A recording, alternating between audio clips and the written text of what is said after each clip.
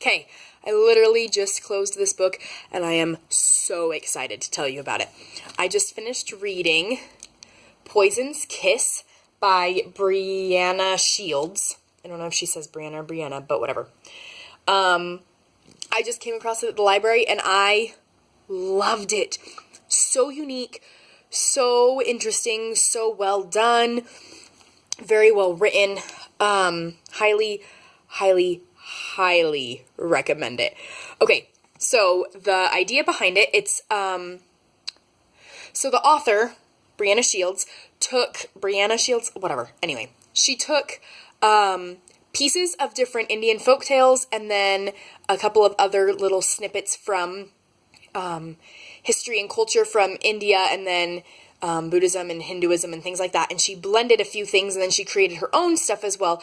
And she created this place called Sundari. And in Sundari,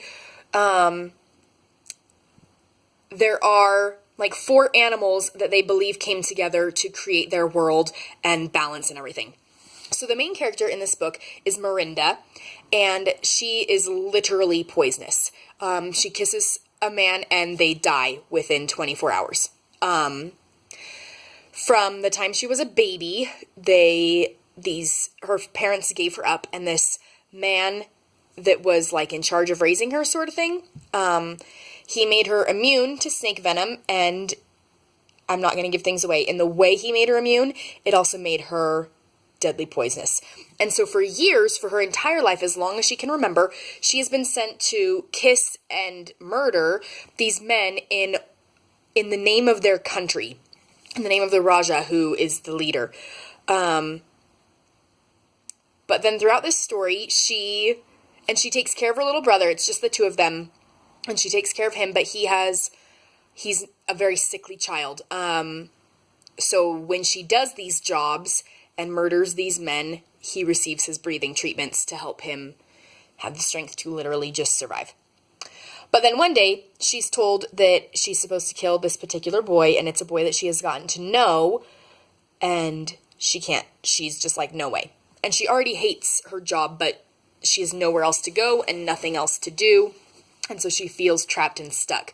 But this time, with this particular boy, she's like, this is too far. I'm not doing it. Why on earth does the Raja want him dead? There can be no good reason. This guy is great. Whatever. So then it's the dramatic tale of how she fights back. It's her learning a whole lot of truth that was never given to her. Her learning, her finding the bravery and the strength in herself.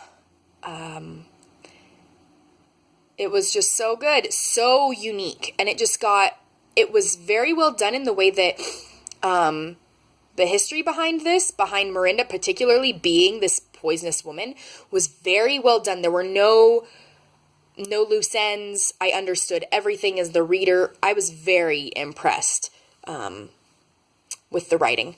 A couple of times, though, because it is this different culture. It's not Americanized, right? The author is American, though. But in this other culture, she put a few things in her writing that I was like, no, that's not... It just didn't fit the feel of the novel. I hope that makes sense. There was a part just right here at the end, and that particularly stood out for what I'm trying to say. Well, I don't really know where it was, and I don't want to waste this video forever trying to find it. But it just didn't really fit. Just different things like, I don't know, them saying hey to each other, that didn't seem to fit, or just different phrasing. I was like, what on earth? That is not how it should have been. You know what I mean?